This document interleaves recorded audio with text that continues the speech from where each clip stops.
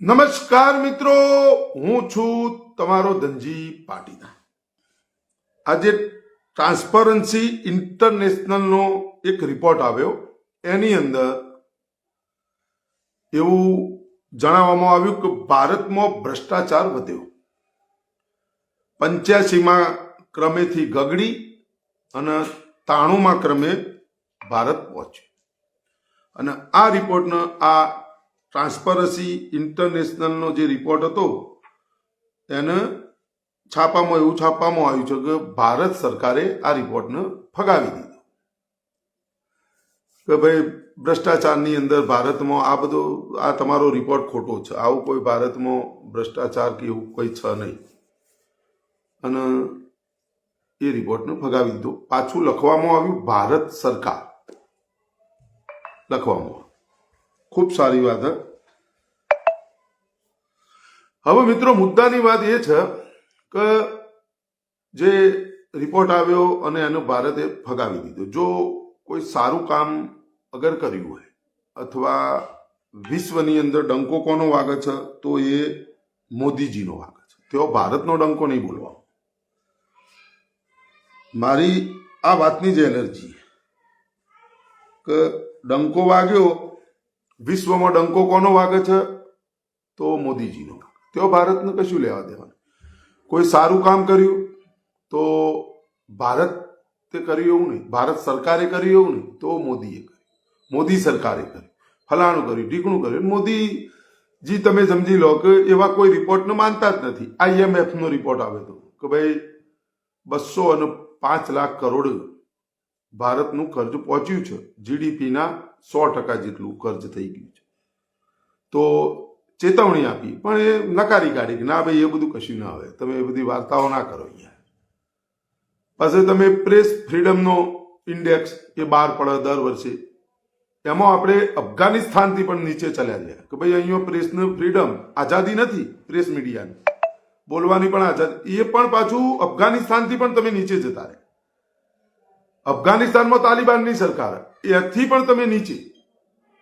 પછી તમે hunger index જોઈ લો, આ બધા ગમે તે ઇન્ડેક્સો સમજો, જે સર્વે કરી અને જે બોલતા હોય એમાં નામ આવે તો એ નહીં, એ બધું ખોટું, એ રિપોર્ટ નહીં। પણ વિશ્વમાં સૌથી વધુ લોકપ્રિયતાનો રિપોર્ટ જો આવી જાય અને એમાં જો કોઈ બીજું બોલી દીધું તો મર્યા। એ સર્વે કોણ કરાવે તમને મને કોઈ ખબર જ ન હોય, એ સર્વે પાછી કોઈ ચેનલ કરી દેતી હોય, ગમે તે કોઈ કરી દેતું હોય, અને 10-15 માણસોને પૂછી અને એ નક્કી કરીને મૂકી દે કે ભાઈ 32,000 માણસોને પૂછ્યું, પણ કયા 32,000 માણસો તો કોઈ ખબર ન હોય, અને એ કહેવામાં આવે ભાઈ વિશ્વમાં સૌથી લોકપ્રિય નેતા તો એ નરેન્દ્ર મોદીજી 75 થી 80% લોકોએ માન્યું કે વિશ્વમાં સૌથી લોકપ્રિય, અને એમનો પાછો અમેરિકાના બાઇડનજીએ નીચે આવે ને ચાઇનાના રાષ્ટ્રપતિએ નીચે આવે, પછી રશિયાના રાષ્ટ્રપતિએ, એ કોઈ ગણવાની, જાપાન બાપાન બધાને પાછળ છોડી અને વડાપ્રધાન નરેન્દ્ર મોદી, એ સર્વે કમ્પ્લીટ જ હોય, કારણ કે એ સર્વે એમને કર્યો, આ સર્વે બીજોય કર્યો, બીજોનો સર્વે ખોટો। આ નીતિ જે ચલાવવામાં આવી રહી છે ને એની આ જ નીતિનો હું વિરોધ કરું। શેના માટે આવું ચલાવવું પડે, શું કરવા? હું તો ઘણી વાર, મને આજે એક એવો વિચાર આવ્યો કે હું આજે એક સરકારી કચેરીની અંદર હું ગયો હતો, અને સરકારી કચેરીની અંદર નવી બની હતી એ ઇમારત, અને ત્યાં અમુક જગ્યાએ ભગવાનના ફોટા મૂકવામાં આવ્યા, ભગવાનના, ગણપતિ દાદાનો, હનુમાન દાદાનો, માતાજીના, એ બધા ફોટા મૂકવામાં। એટલે મને તો ખબર પડી હતી કે આ ફોટા મૂકવાનું કારણ કે કોઈ એવું ગંદુ કોઈ કામ ના કરે, તેઓ કોઈ કચરો ના નાખે, કોઈ પિચકારી ના મારે દિવાલો ઉપર, મસાલા પાવ। મને પોતાની એ વખતે એવું થયું, સારું આ દુનિયામાં હજી ભગવાન ઉપર લોકોની શ્રદ્ધા તો છે જ, કારણ કે ભગવાનના ફોટા એટલે મારવામાં આવે, અને કચેરીની અંદર જ્યાં ને એટલે પહેલા જ દર્શન થયો સાહેબનો ફોટો તમે હોય મૂકો। પાછું મેં 1-2 જણને કીધું, નામ માને એમને સાહેબ, મેં કીધું સાહેબ આ ફોટો આવડો મોટો હોય ચડાયો, તો આવા નાના ફોટા કરી પ્રધાનમંત્રી જાય પેલા માતાજીનો ફોટો હોય મૂકી દો। હવે તમને કોના ઉપર શ્રદ્ધા, મોદીજી ઉપર કે માતાજી ભગવાન ઉપર? બરાબર। તો તમે જે માતાજીના ને ભગવાનના ફોટા મૂક્યા છે ત્યાં તમે મોદીજીનો ફોટો મૂકી દો તો એ સીડીઓમાં ને એ બધી જગ્યાએ તો, અને અહીંયા ફોટો માતાજીનો ની ન મૂકો. માતાજી તો કયો હોય, ભગવાન માતાજીના ફોટા કયો મૂકવાના હોય? તમે ત્યાં કેમ મૂક્યા કે લોકો કોઈ ગંદુ કામ ન કરે? એ મોદીજીનો ફોટો મૂકો. અને પછી સ્વચ્છ ભારતનો જુઓ નજારો. આ જે માનસિકતા ચલાવવામાં આવી રહી ને એ ગજબની ચલાવવામાં આવી રહી. માતાજીને કોઈ ગંદુ ન કરે, હજી માતાજીને મોને છે લોકો. એનો મતલબ એ તો મોદીજી મૂકો ને. સ્વચ્છ અભિયાનનો નારો કને આપે? સ્વચ્છ ભારત કરો. ઇકબાલ જે કોઈ લાય નહીં, આ મેં રૂબરૂ જોયું યાર, અને મને પોતાના મગજમાં વાગ્યું. અને આયા ચર્ચા નીકળી આજની. મેં કીધું આટલો બધો. અને ભ્રષ્ટાચાર શું નહીં થતો? તમે એક રેશન કાર્ડને ખાલી બદલાવા માટે જુઓ તોય તમારા પાસે પૈસા લેવામાં આવે. અત્યારે તમે આવકનો દાખલો આ તે ના તમે જુઓ, કચેરીના કેટલા ધક્કા થઈ ગયા. શું આ બધું કશું લેવામાં નહીં આવતું? કોઈ ભ્રષ્ટાચાર નહીં? શું મોદીજી શું કામ ઢાંકે? ગરીબી ઢાંકી દેવી. જો કોઈ બહારથી આવે તો ગરીબી ઢાંકી દેવી, ગરીબોને ઢાંકી દેવા. અને ભ્રષ્ટાચાર થાય સ્વીકારવું પડશે. અને એક એવો વ્યક્તિ નહીં હોય, ચલો ભારતીય જનતા પાર્ટીની વિચારધારા ધરાવતો હોય યા બીજી કોઈ રાજકીય પાર્ટીની વિચારધારા ધરાવતો હોય, હું શું નહીં, તમે ગમે તેને પૂછજો, દરેક લોકો એટલું સ્વીકારે, ચોક્કસ સ્વીકારશે કે હા ભાઈ ભાજપ સરકારની અંદર ભ્રષ્ટાચાર વધ્યો અને માજા મૂકી દીધી. એટલો વધ્યો, ઓછો નહીં, માજા મૂકી દીધી. જો લૂંટાઈથી લૂંટો, જેટલું લૂંટાય એટલું લૂંટો, પણ લૂંટો બસ, બીજી કોઈ વાત નહીં. તમે ભાજપમાં છો ને એ ચાલશે, લૂંટો નહીં થાય. શું આ તમે એનો કદાચ રિપોર્ટ આવે, ચલો 85માં ક્રમ, 83માં ક્રમથી 85માં ક્રમથી 93માં ક્રમ જ્યાં, તો એમાં કોઈ ફરક નહીં પડવાનો, કોઈની ફરક નહીં પડવાનો. મોદીજી તમારું ચોય અમે નેચું નહીં પડવા દઈએ, તમે એની ચિંતા કરતા જ ના. અમે તમને આગળના આગળ જ રાખીશું અને સર્વસ્વ તમે છો. એ તો કહું તો શું યાર, પટ્ટાવાળાથી લઈને બધી છે, પણ સ્વીકારવા તૈયાર નહીં. દરેક રિપોર્ટ ખોટા કરી દેવાના. એમનો પોતાનો આવે ને કે લોકપ્રિયતામાં સૌથી વધારે લોકપ્રિય વડાપ્રધાન કયા દેશના, તો એ કોઈ દાડો સર્વે ખોટો ન પડે. એ સર્વેમાં તમારે જોજો વધારો જ થશે. આજે કરાવો, કાલે ફરથી કરાવો તો એ વધારો થાય. ઓમાં આ તો કોઈના રિપોર્ટ નહીં માનવાના. જગ જાહેર ઉઘાડું છે અને દેખાય એમ તમે ગમે તેમ જોવો ને તો તમને હળહળતું દેખાય કે આટલો બધો ભ્રષ્ટાચાર. કોઈ એવો વ્યક્તિ નહીં જેને છોડવામાં આવે, કોઈ એવો સિંગલ વ્યક્તિ નહીં એ છૂટતો હોય. એ તો કહું તો શું રાજેશભાઈ, તમે રાજનીતિમાં જુઓ, તમે કોઈ પણ જગ્યાએ તમે સમજો કે ગુજરાતમાં દારૂબંધી, છતાં પણ દારૂ ઉપર હપ્તા રૂપી 15 થી 20,000 કરોડ રૂપિયા આવક થાય. એનો ભ્રષ્ટાચાર ના કહેવાય? એમ ભ્રષ્ટાચાર કોણ લઈ જાય? પૈસા તો જ હોય. નેની બાબતોની અંદર તમે જોવો તો છોડતા જ નહીં. તમે એક દાખલાની ઝેરોક્સ તમે કરાવવા જો ને તોય તમને છોડતા નહીં. એનો ભ્રષ્ટાચાર કોઈ ડર જ નહીં. પૈસા આપો ને કોમ તમે બોલો એ થઈ જશે. પૈસા જોવું, આવી સિસ્ટમ ચાલી રહી. પણ જય રામજી કી, આ બધું તો ચાલવાનું અને ચાલતું રહે છે. એનું કોઈ જવાબદાર વ્યક્તિ હોય તો તમે હું છીએ, તમારા મારા સ્વીકારવું પડશે. રિપોર્ટો બધા આવું જ છે, બધા સર્વે આવું છે, બધા રિપોર્ટો આવું, બધું આવું. પણ એ જનતા તમે હું છીએ, તમે માલિક છો આ દેશના, આ રાજ્યના. છતાં પણ તમારા મારા અવાજ ઉઠાવવાની માલિક અત્યારે એવી પરિસ્થિતિમાં મુકાઈ ગયો, એવો ડરી ગયો, એવો બીવાઈ ગયો અને માલિકને એવા વસિયામાં ધકેલી દીધો. અત્યારે નોકર તમારા ઉપર તમાશા કરે, તાંડવ કરે અને તમે બધું જોઈ રહ્યા. જનતાના ટેક્સના પૈસાનો જેટલા પણ પગાર લો છે અને જનતાના મતોથી ચૂંટાઈને આવેલા જેટલા પણ નેતાઓ છે, સરપંચથી લઈને સાંસદ સુધી, અને જનતાના ટેક્સના પૈસાનો પગાર તલાટીથી લઈને રાષ્ટ્રપતિજી સુધી, એ બધા જનતાના નોકરો જ, સેવકો જ, બસ આનાથી વિશેષ કશું નહીં. અને માલિક જો કોઈ હોય તો તમે હું છીએ, જનતા છીએ, માલિક છીએ આપણે બધા. છતાંય પણ આપણે બધા ડરીએ છીએ. તો એ તકલીફ કોની? તમારી ને મારી. તમારા ટેક્સના પૈસાનો પગારેલો હોય છે, તમારા ઉપર તાંડવે કરે છે, તમને ડરાવીએ છે, તમને ધમકાવીએ છે, અને તમારે શું ખાવું, તમે શું વગાડશો, તાલી વગાડશો, થાલી વગાડશો, ઘંટ વગાડશો, ટોર્ચ લાઇટ લગાવશો, કરશો, ફેસ્ટ લાઇટ કરશો, શું કરશો, તમે ઘેર દીવા કરશો, અગરબત્તી કરશો, શું બધું ત્યાંથી નક્કી થાય. અને તમે કરો તો એનું કારણ કોણ? એનો જવાબદાર કોણ? તો તમે હું છીએ. તો આ તમારે સ્વીકારવું પડશે. વાત મારી આ રીત છે. હા, એટલે ગુનેગાર રાજેશભાઈ રાઠોડ આપણે છીએ અને તમારે સ્વીકારવું પડશે. તમે નહીં સ્વીકારો કે હા આપણે ગુનેગાર છીએ ત્યાં સુધી તમે જાગો.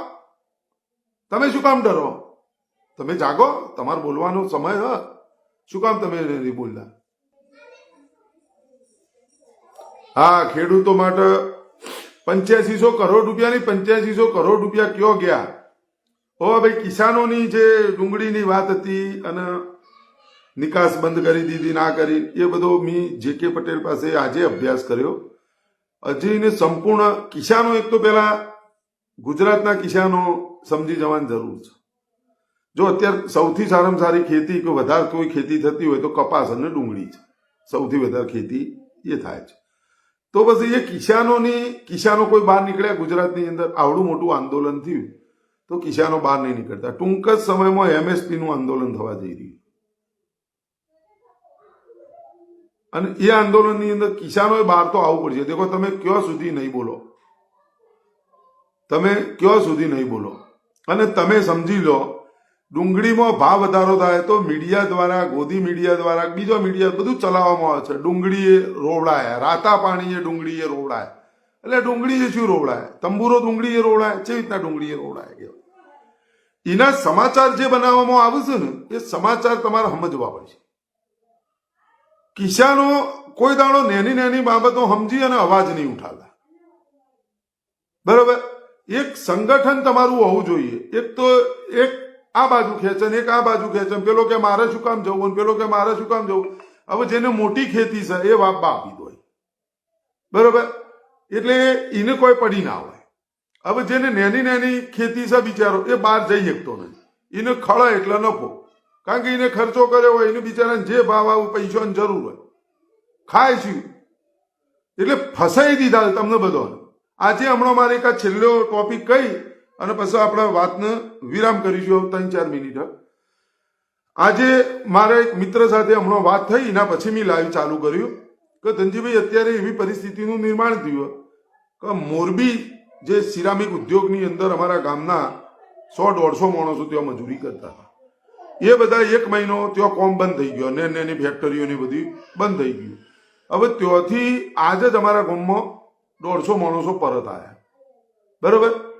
અને કે એ વિચારો 1 મહિનો રોટલા ખાધા ઘરના, કારણ કે ત્યાં કોમ નહીં. હવે આજે ધનજીભાઈ હોય આવ્યા તો આ પરિસ્થિતિ જેવી. મેં કીધું કે પછી કોઈ કે હવે આ વસ્તુ કોને ખબર હોય? મેં કીધું જયંતિભાઈ, આ ખબર ન પડે, આ ખબર ન પડે, પણ એ વ્યક્તિઓ પાછા આવ્યા છે, એ કોઈ લડવા માટે ન નીકળે.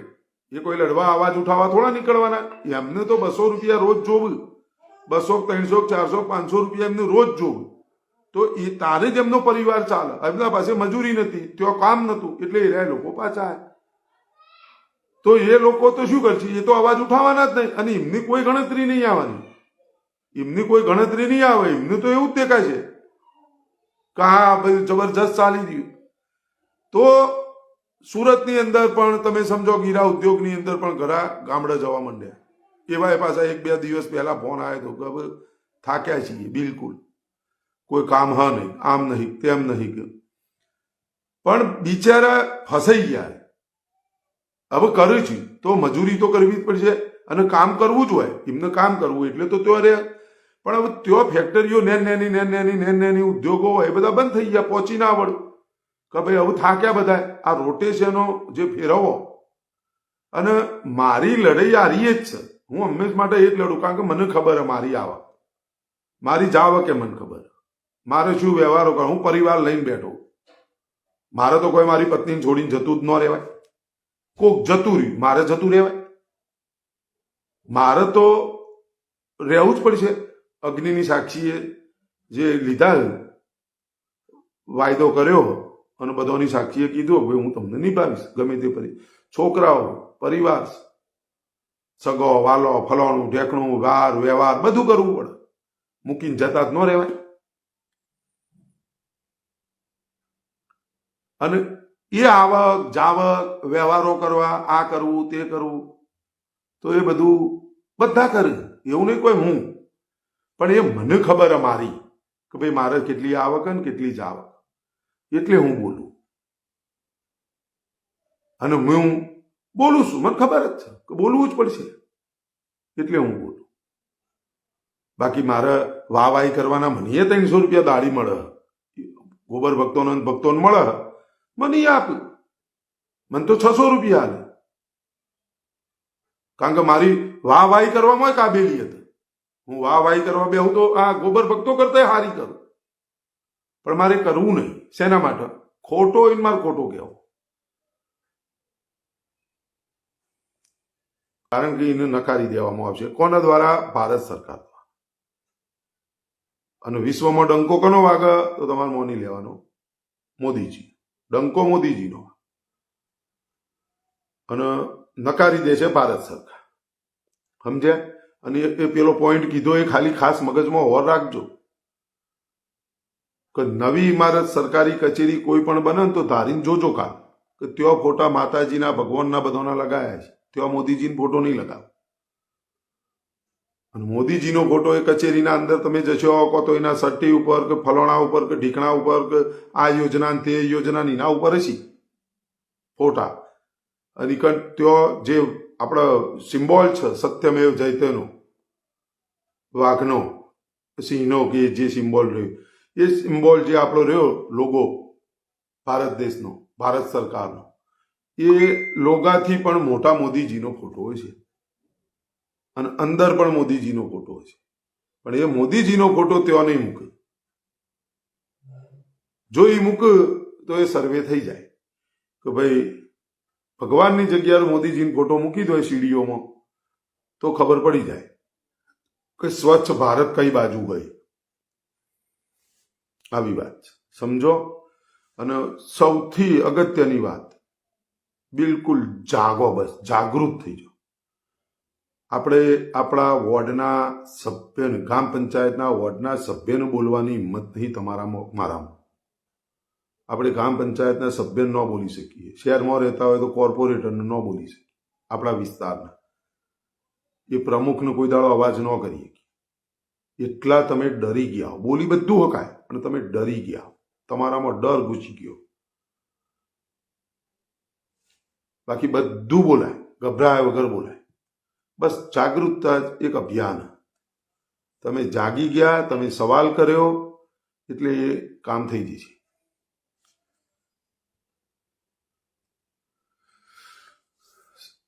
રાઠોડ રાજેશ કહે છે ધનજીભાઈ એક દિવસ સત્ય જરૂરથી બહાર આવશે. એક દિવસ તે જરૂરી છે.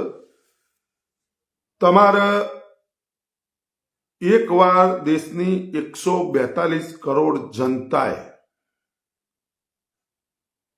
અને એ જનતા બોલતી છે, એવો ઉકારો કરતી છે કે જેની ના પૂછો, અને જનતા અવાજ ઉઠાવશે.